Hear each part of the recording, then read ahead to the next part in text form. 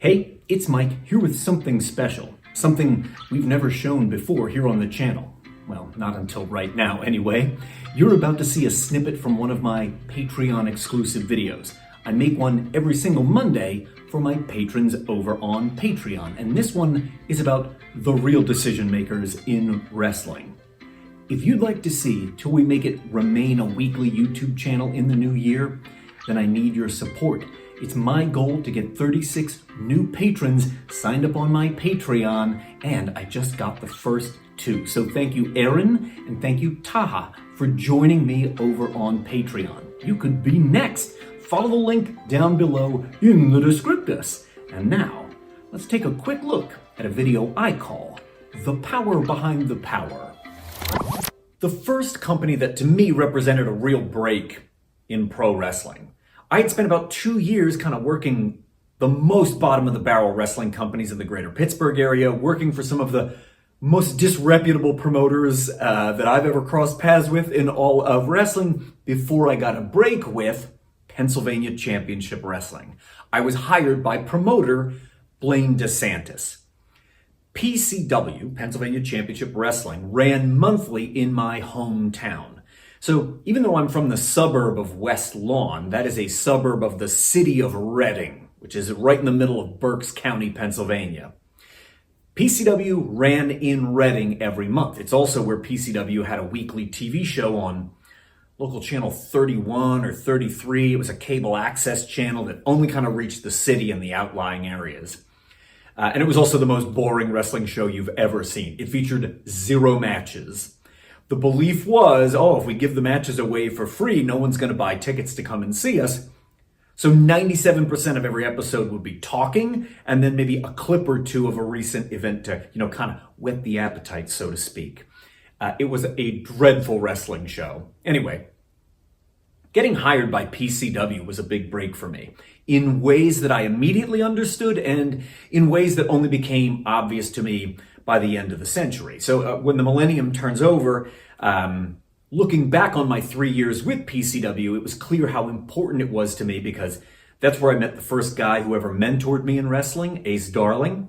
And it's where I met my 2 most significant in-ring rivals of the 90s, who were also great friends, traveling mates, and at times business partners of mine, Reckless Youth, who co-founded Chikara and the Wrestle Factory with me, and Dirty Don Montoya. I never would have met those guys if not for working at PCW.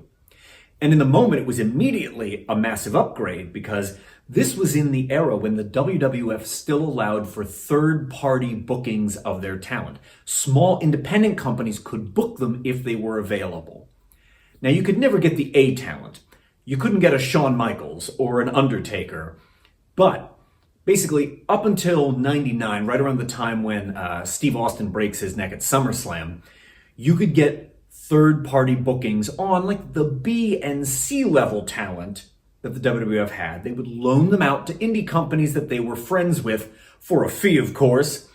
But that meant that some of the first PCW shows I was on were headlined by the Smoking Guns, the Heavenly Bodies, Bob Sparkplug Holly, a nascent Goldust while he was trying to figure out what that gimmick was going to be, etc. So, as I said, this represented a big break. Going to work for Blaine DeSantis was a big break in my career. And Blaine DeSantis was a full-time attorney of some renown in the Reading area. He was also an avid book reader. He loved sports. He was active in his church. And he also promoted PCW. This was a guy who had a lot on his plate. And yes, when you got your paycheck, PCW was the first company to ever pay me by check. Those checks were signed by Blaine DeSantis. When you got correspondence from the company, even though it was sent out by the assistant at his legal firm, it came to you from the desk of Blaine DeSantis. So to look at this on its face, you would think, well, if I want to get an idea approved, an angle underway, I want to be flipped from face to heel, or any number of other ideas, I know who to go to, right? You go to Blaine DeSantis, the guy that signs your checks. Not exactly. I want you to know, I myself dislike wrestling politics. I think most working pros dislike wrestling politics. And we often only think of it when those politics are somehow disadvantageous to us.